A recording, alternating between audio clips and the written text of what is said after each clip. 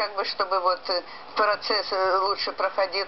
Но это опять, тут получается, укрыть мы укроем, отток идет, а закалки нету. Мы говорим, что только смена, вот перепад температур вот такой резкий, закаляет наш виноград. Я так думаю, что то, что тут внизу находится, того нам будет достаточно, сколько вызреет, достаточно потом при обрезке.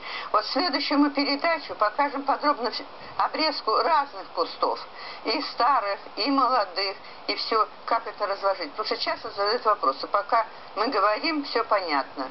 Как только люди подходят к кусту, а каждый куст, вот даже у меня в ряду, и сколько рядов, посмотришь, и каждый куст нужно подходить и продумать все индивидуально для каждого куста.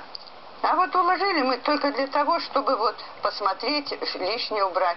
Вот зеленый побег, он, может быть, и никогда уже не вызреет. Но зато то, что вот тут вот находится, часть вызреет. Может быть, мы это вообще будем убирать, потому что рукав уже длинный.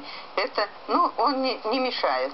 Для вызревания это не нагрузка никакая, потому что вегетация уже не идет, рост прекращен, все идет отток. От него, если даже там вызреет 3-4, допустим, узла, это будет уже хорошо. Что-то останется на кусте, что-то пойдет на размножение.